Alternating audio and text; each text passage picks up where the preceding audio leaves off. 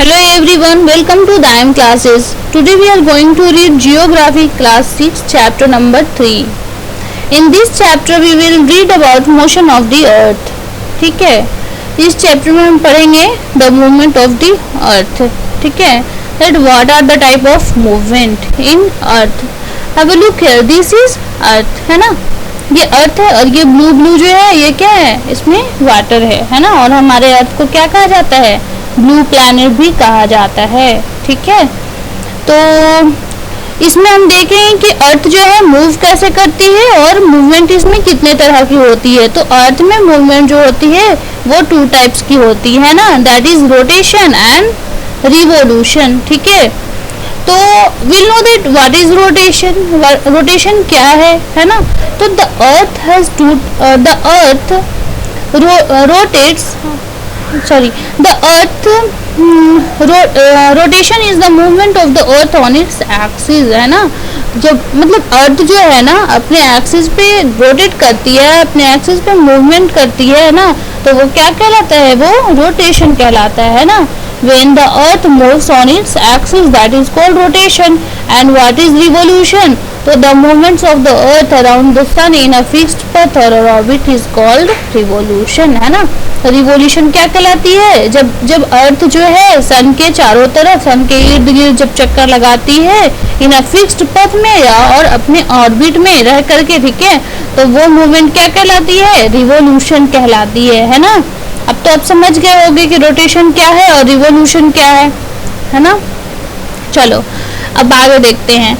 तो the axis of the earth which is an imaginary line makes an angle 66.5 degree with its orbital plane. ठीक है, तो अर्थ की जो एक्सिस है ना, वो जो इमेजिनरी लाइन है ना, जो इमेजिनरी लाइन है एक्सिस, तो वो जो है 66.5 डिग्री की एंगल बनाती है. कहाँ पे, अपने ऑर्बिटल प्लेन में. ठीक है, अब the plane formed by orbit is known as the orbital plane. वो प्लेन जो ऑर्बिट के द्वारा फॉर्म्ड किया जाता है वो क्या कहलाता है, ऑर्बिटल प्लेन कहलाता है. अब ऑर्बिट में क्या क्या होता है, मरकरी, वेनस, अर्थ है ना, जो जितने भी प्लैनेट्स होते हैं वो सारे होते हैं. तो जब वो जो ऑर्बिट होता है ना, जब वो अपने अब ऑर्बिट जो होता है वो खुद से ही एक सतह बनाता है इस तरह का.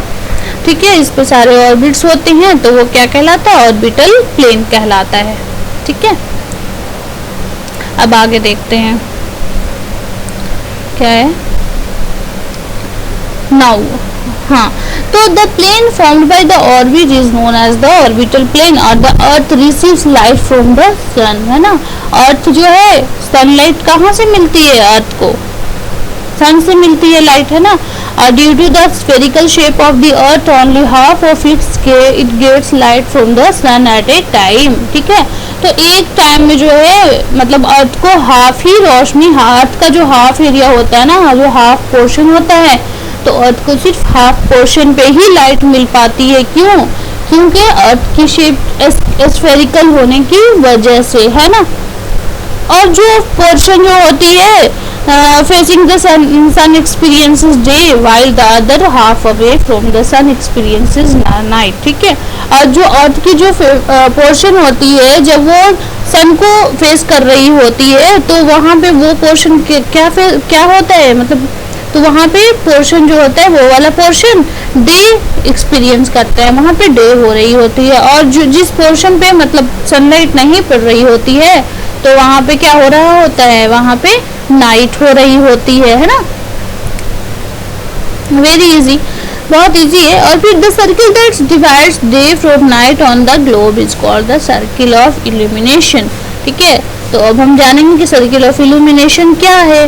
तो सर्किल ऑफ इल्यूमिनेशन वो सर्किल है जो अर्थ को मतलब नाइट और डे से डिवाइड करती है. ठीक है, नाइट और डे से डिवाइड करती है.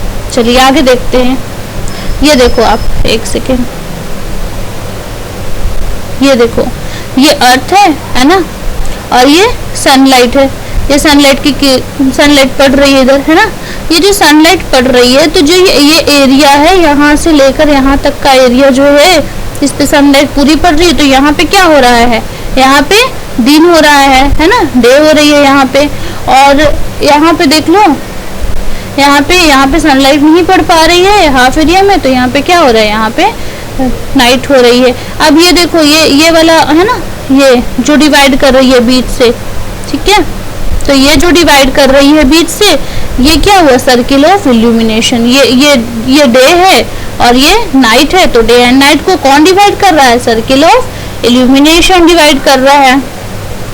अब आगे देखते हैं, this circle present coincide with the axis as you see in the 3.2, ये फिगर का बता रहा है, और the period of rotation is known as the earth day, है ना। तो रोटेशन की जो पीरियड होती है वो किस नाम से जानी जाती है, अर्थ डे के नाम से जानी जाती है। और this is the daily motion of the अर्थ, है ना। ये अर्थ की तो डेली मोशन है, डेली लाइफ है ना। डे होती है, फिर नाइट होती है, फिर डे होती है, फिर नाइट होती है। अब आगे देखते हैं, यस डू यू नो, ये डू यू नो का जो पार्ट है ये काफ़ी इंपॉर्टेंट होता है। इस तरह के क्वेश्चंस मतलब एग्जाम्स में पूछे जा सकते हैं, ठीक है, और आता भी है। तो आगे देखते हैं, हाँ, तो ये इसमें क्या है, ये the ancient Indian astronomer Aryabhatta had stated that the earth is round and rotate on its on axis, ठीक है। तो एस्ट्रोनॉमर आर्यभट्ट जो थे उन्होंने क्या कहा कि अर्थ जो है राउंड करती है, कैसे, अपनी एक्सिस पे रोटेट करती है ना। Now what would happen if the earth did not rotate, क्या होता है ना, क्वेश्चन उठता है ना कि क्या होता अगर अर्थ जो है रोटेट नहीं कर रही होती, है ना। तो अर्थ रोटेट करती है तभी तो दिन होती है, तभी तो रात होती है ना। अगर अर्थ रोटेट नहीं करती तो क्या होता, तो the portion of the earth facing the sun would always experience day, ठीक है। तो वो पोर्शन जो कि सन को फेस कर रहा होता है ना, वो पोर्शन जो कि सन को फेस कर रहा होता है, वुड ऑलवेज एक्सपीरियंस डे, हमेशा वहाँ पे क्या होता, दिन होती। और the bringing continuous warmth to the region, इस तरह से क्या होता, वो रीजन जो है काफी वार्मथ होती, काफी गर्म होती है ना। और the other half would remain in darkness and be freezing cold all the time. और अदर हाफ जो है अर्थ का एरिया, जिसमें मतलब सन फेस नहीं कर रहा होता, वो एरिया, ये वाला एरिया जो है, अगर सन फेस नहीं कर रहा होता, ये एरिया जो है ये सन को फेस कर रहा है, तो यहाँ पे क्या हो रहा है, यहाँ पे दिन हो रही है ना। यहाँ पे ये वाला एरिया अगर सन फेस नहीं कर रहा होता तो क्या होता, ये रात हो रही होती। तो अगर कंटिन्यू ये एरिया, अगर अर्थ रोटेट नहीं करती तो कंटिन्यू ये एरिया ये घूमती है तभी तो, ये घूमती है तभी तो ये मतलब डे एंड नाइट एक्सपीरियंस करती है। और अगर ये रोटेट नहीं करती तो यहाँ पे कंटिन्यू क्या हो रहा होता है, यहाँ पे कंटिन्यू डे ही हो रही होती। और यहाँ पे कंटिन्यू क्या हो रहा होता है, यहाँ पे कंटिन्यू नाइट हो रही होती, डार्कनेस रहती है ना। तो अगर कंटिन्यू डे होती, कंटिन्यू रात होती, ठीक है, तो यहाँ पे क्या होता है, यहाँ का रीजन जो है काफी कोल्ड होता है ना, यहाँ पे सनलाइट नहीं पड़ती तो कोल्ड ही होता है। और यहाँ का एरिया जो है काफी वार्म होता है। तो ऐसे में क्या हमारी लाइफ पॉसिबल थी, ऐसे में लाइफ हमारी पॉसिबल होती नहीं होती ना, वी कैन नॉट सर्वाइव, ठीक है। तो अब आगे देखते हैं, तो इस तरह से हमारी अर्थ जो है ना, अर्थ को बिल्कुल यूनिक प्लैनेट कहा गया है। क्यों, क्योंकि यहाँ पे हमारी लाइफ को सर्वाइव करने के लिए ना एवरीथिंग, सब कुछ है यहाँ पे, ठीक है, जो लाइफ को सर्वाइव करने के लिए चाहिए। एयर, वाटर, है ना, और एसेंशियल गैसेस मतलब ऑक्सीजन, सब कुछ है एयर में। अब देख लेते हैं, अब the second motion of the earth around the sun in its orbit is called revolution, है ना। रोटेशन के बारे में तो हम लोग पढ़ चुके हैं, बट अब हम क्या पढ़ेंगे, रिवोल्यूशन के बारे में पढ़ेंगे, ठीक है। व्हाट इज रिवोल्यूशन, तो रिवोल्यूशन क्या है, जब अर्थ जो है अपने ऑर्बिट में जो है सन का चक्कर लगाती है तो क्या कहलाती है, दैट इज कॉल्ड रिवोल्यूशन। और रिवोल्यूशन करने में जब अर्थ जो है सन का चक्कर काटती है तो ये कितने दिन लेती है, 365 डेज एंड 6 आवर्स, है ना। It takes 365 days and 6 hours. और अर्थ जब रोटेट करती है तो रोटेट करने में कितना टाइम लेती है, 24 आवर्स, है ना। और जब रिवोल्यूशन करती है सन का तो कितना टाइम लेती है, 365 डेज एंड 6 आवर्स, ठीक है। तो इस तरह से देखो हम लोग क्या करते हैं, 365 डेज एंड 6 आवर्स तो लेती है, बट हम लोग 6 आवर्स काउंट करते हैं, no we don't count them, है ना। हम लोग 6 आवर्स को काउंट नहीं करते हैं, बल्कि उससे जो है हम लोग हर ईयर सेव करते जाते हैं ना। और आफ्टर एवरी ईयर है ना, आफ्टर एवरी ईयर हम लोग 6 आवर्स को क्या करते हैं, आफ्टर एवरी ईयर हम लोग 6 आवर्स को फिर हम लोग जोड़ देते हैं, है ना। 4 साल के बाद हम लोग मतलब 6 इंटू 4 इज इक्वल टू 24 हो जाएगा, है ना। तो 24 आवर्स हो जाता है, फिर 24 आवर्स में क्या हो जाता है, 1 डे हो जाता है। और जब 1 डे हो जाता है तो आफ्टर एवरी 4 ईयर के बाद हम लोग इसे काउंट कर लेते हैं। और काउंट कहाँ करते हैं, कौन से मंथ में करते हैं, तो ये भी देखेंगे, ठीक है। ये देखो तो this surplus day is added to the month of February, February के मंथ में ऐड किया जाता है। और thus every further year February is 29 days instead of 28 days, ठीक है ना। तो हर 4th ईयर के बाद जो होता है फेब्रुअरी 29 डेज की हो जाती है, होती है ना। और मतलब इंस्टेड ऑफ 28 डेज के अलावा क्या हो जाती है, 29 डेज की होती है। और वो ईयर जो मतलब 366 डेज का ईयर हो जाता है, तो वो ईयर क्या कहलाता है, that is called leap year, है ना। अब देखो now that the earth is going around the sun in elliptical orbit, ठीक है। और notice that throughout its orbit that the earth is inclined in the same direction, ठीक है। ये देखो ये जो ऑर्बिट में घूम रही है ना, ये इलिप्टिकल ऑर्बिट में घूम रही है अर्थ, है ना। ये क्या है, ये इलिप्टिकल ऑर्बिट में घूम रही है। इलिप्टिकल किस तरह से बोलेंगे, ये देखो ये बिल्कुल गोल नहीं है ना, ये इस तरफ से जा रही है ना। और यहाँ से थोड़ी जा करके यहाँ से थोड़ी इस तरह से चपटी है, देखो ना। यहाँ का डायरेक्शन देखो, यहाँ का डायरेक्शन सॉरी डिस्टेंस, यहाँ का डिस्टेंस काफी ज्यादा है और यहाँ का डिस्टेंस क्या है इतना ज्यादा नहीं है ना। तो इस तरह से, तो इसे क्या कहते हैं, इसे इलिप्टिकल ऑर्बिट कहते हैं, ठीक है। अब आगे देख लेते हैं। हाँ, अब क्या कह रहे हैं कि अगर आप मतलब नोटिस करोगे ना, तो ये दिखेगा आपको कि जो अर्थ जो घूम रही है ना, वो बिल्कुल सेम डायरेक्शन में घूम रही है, बिल्कुल सेम डायरेक्शन में, ठीक है। ये ऐसा नहीं है कि हाँ रोटेट कर रही है तो अपने डायरेक्शन को चेंज कर ले रही है, ऐसा कुछ नहीं है। जैसे देखो यहाँ पे ये जो है अर्थ झुकी हुई है ना, ये अर्थ झुकी हुई है, कितने डिग्री पे झुकी हुई है अर्थ, 23.5 डिग्री पे झुकी हुई है, ठीक है। यहाँ पे भी अर्थ जो है सेम इसी डायरेक्शन में झुकी हुई है, यहाँ पे भी अर्थ इसी डायरेक्शन में झुकी हुई है ना, और यहाँ पे भी सेम पोजीशन है। तो ऐसा नहीं है कि हाँ अर्थ जो है रिवॉल्यूशन करेगी तो अपनी पोजीशन चेंज कर लेती है, ऐसा कुछ नहीं है, ठीक है। अब आगे देखते हैं। A year is usually divided into summer, winter, spring and autumn season, ठीक है। अब ईयर जो है वो वेदर मतलब यहाँ का जो मौसम जो है वो 4 कैटेगरीज में बांटा गया है, summer, winter, spring and autumn season, है ना। अब ऑटम सीजन क्या होता है, ऑटम ड्यूरिंग क्या होता है, during winter, summer and winter, summer और विंटर के बीच वाला जो मौसम आता है ना, वो ऑटम सीजन कहलाता है, ठीक है। देखो we will see that on 21st June the northern hemisphere is tilted towards the sun, ठीक है।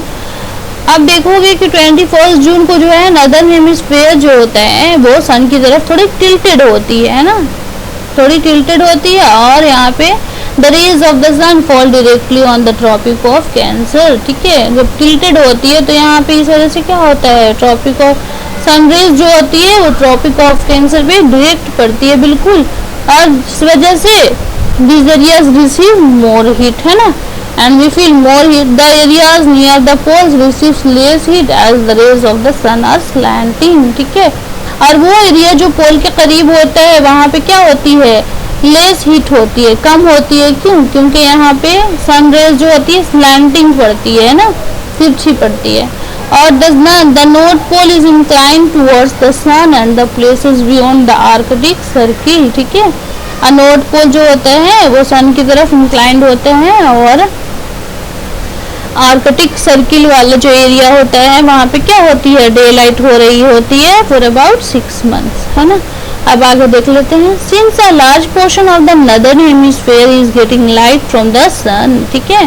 नॉर्दर्न हेमिस्फीयर की जो लार्ज पोर्शन हो रही होती है, लार्ज पोर्शन होती है वहाँ पे क्या होती है, it gets more heat from the sun, वहाँ पे सन से ज़्यादा लाइट पड़ रही होती है, जिस वजह से वहाँ पे क्या होती है, समर सीजन आ गया होता है ना, समर गर्मी का टाइम होता है उस रीजन में काफ़ी, ठीक है, नॉर्थ ऑफ द इक्वेटर। और the longest day and the shortest night at this places आकर ऑन 21 जून, वहाँ पे जब जब ये गर्मी होती है नदर्न हेमिस्फीयर में, जब जब मतलब सन लाइट जो होती है ना बहुत ज़्यादा पड़ती है तो समर हो जाता है, और वहाँ पे रात फिर क्या होती है, रात फिर शॉर्टेस्ट हो जाती है और डे कैसी हो जाती है, लॉन्गेस्ट हो जाती है ना। दीज आर द थिंग्स, ठीक है। अब आगे देख लेते हैं ये क्या होगा। अब देखो, at this time in the southern hemisphere all these conditions are reversed, ठीक है, और यही कंडीशन जो है सदर्न हेमिस्फीयर में सारे कंडीशन रिवर्स्ड होते हैं। जैसे इट इज विंटर सीजन, वहाँ पे क्या होता है, विंटर सीजन हो रहा होता है, और the night are longer than the days, nights क्या होते हैं, लॉन्गर होते हैं डेज से। This position of the earth is called the summer solstice, ठीक है, समर सोलिस्टिस। ये अर्थ क्या, ये पोजीशन अर्थ की क्या कहलाती है, समर सोलिस्टिस कहलाती है, ठीक है ना। अब आगे देख लेते हैं। On 22 December the Tropic of Capricorn receives direct rays of the sun as the south pole tilts towards it, है ना। 22 दिसंबर को होती है ट्रॉपिक ऑफ कैंसर जो है, अरे वो डायरेक्ट रिसीव करती है, ठीक है, रेन को, है ना, सन के रेज को डायरेक्ट रिसीव करती है, और as the south pole its tilts towards, तो वहाँ पे साउथ पोल क्या होता है, साउथ पोल जो है तो होता है इसकी तरफ टिल्ट होता है, और as the sun rays fall vertically, और वहाँ पे सनरेज क्या हो रही होती है, बिल्कुल वर्टिकली पड़ रही होती है ना। और at the Tropic of Capricorn, Tropic of Capricorn कितने डिग्री साउथ में है, 23 एंड 7 डिग्री में है ना। A larger portion of the southern hemisphere gets light, therefore it is summer in the southern hemisphere, ठीक है। और सदर्न हेमिस्फीयर का जो लार्ज पोर्शन होता है ना, वहाँ पे क्या होता है, मतलब सनलाइट वहाँ पे ज़्यादा होती है, इस वजह से वहाँ पे समर सीजन हो रहा होता है, और with longer days and shorter nights, ठीक है, with longer days and shorter nights. The reverse happens in the northern hemisphere. This position of the earth is called the winter season, ठीक है, winter solstice, ठीक है। और यही reverse फिर चलती रहता है नदर्न हेमिस्फीयर में, और इस अर्थ के पोजीशन को फिर क्या कहते हैं, विंटर सोलिस्टिस कहते हैं। फिर आगे देखते हैं हम नाउ, हाँ, do you know that Christmas is celebrated in Australia in the summer season, ठीक है, आपको पता है कि क्रिसमस कब मनाया जाता है, ऑस्ट्रेलिया में समर सीजन में मनाए जाते हैं। On 21 March and September 23 direct rays of the sun fall on the equator, है ना। 21 मार्च से लेकर के सितंबर 23 तक के यहाँ पे जो है सनफॉल जो है बिल्कुल इक्वेटर पे पड़ती है ना। और at this position neither of the poles is towards the sun, और इस पोजिशन में पोल्स क्या होती है, सन की तरफ झुकी हुई नहीं होती है। So the whole world experience equal day, है ना। तो इस वजह से क्या होता है, पूरी दुनिया जो है इक्वल डे और इक्वल नाइट एक्सपीरियंस कर रही होती है ना। जो मतलब जितने घंटे का दिन यहाँ पे होगा और तो उतने ही घंटे की रात भी होगी, और जितने घंटे की रात होगी, मतलब और जो मतलब पूरी दुनिया में equal days and equal night होती है, ठीक है। तो इस पीरियड को क्या कहते हैं, इस पीरियड को कहते हैं इक्विनॉक्स, ठीक है। On 23 September it is autumn season in the northern hemisphere and spring season in the southern hemisphere, ठीक है। तो 23 सितंबर को ऑटम सीजन कहाँ पे है, नॉर्दर्न हेमिस्फीयर में, और स्प्रिंग सीजन सदर्न हेमिस्फीयर में होता है। The opposite is the case on 21st March when it is spring in the northern hemisphere, ठीक है। और इसी का opposite केस होता है 21 मार्च को, जबकि ये northern hemisphere में होता है, and autumn in the southern hemisphere, है ना। autumn कहाँ पे हो रहा होता है, southern hemisphere में हो रहा होता है, और पहले कहाँ पे हो रहा होता है, autumn hemisphere और autumn season northern hemisphere में होता है, जबकि इसी का फिर ऑपोजिट कहाँ पे हो रहा होता है, सदर्न हेमिस्फीयर में, है ना। अब देखो, तो इस तरह से तो पता चल गया ना कि डे नाइट कैसे किस वजह से चेंज होते हैं ना, रोटेशन और रिवोल्यूशन क्यों इम्पोर्टेंट है अर्थ के लिए, है ना, क्यों इम्पोर्टेंट है अर्थ के लिए, क्योंकि डे और नाइट हो सके, है ना, ताकि मतलब हम लोगों को लाइफ अपनी सरवाइव करने में इजी हो। ठीक है, तो यही चैप्टर था, इसमें ज़्यादा कुछ था नहीं। ठीक है, बहुत ही शॉर्ट चैप्टर था। अब चैप्टर तो ख़त्म हो गया। नेक्स्ट चैप्टर हम नेक्स्ट वीडियोस में लेकर आएंगे, और इसका कुछ मैं होमवर्क दे रही हूँ आपको। ये रहा, टिक द करेक्ट आंसर। ठीक है, दिस इज़ द होमवर्क, और इसका आंसर जो है ना आप कमेंट बॉक्स में ही टाइप करेंगे। ठीक है, और one more homework is there, ये फिल इन द ब्लैंक्स है, इसका भी आंसर आपको कमेंट बॉक्स में टाइप कर देना है। ठीक है, तो टोटल ज़्यादा नहीं, 5 यहाँ पे 5 हो गया और यहाँ पे 4 हो गया, 5 4 9 क्वेश्चन आर देयर। ठीक है, और हाँ ये मतलब चैप्टर नंबर ये क्लास 6 की जियोग्राफी पूरी कंप्लीट हो जाएगी ना, तो मैं आपका टेस्ट भी कंडक्ट करवाऊंगी। ठीक है, और बस यहाँ तक ये तो चैप्टर कंप्लीट हो गया। अब मिलते हैं फिर नेक्स्ट वीडियो में। ठीक है, तब तक के लिए बाय बाय, टेक केयर।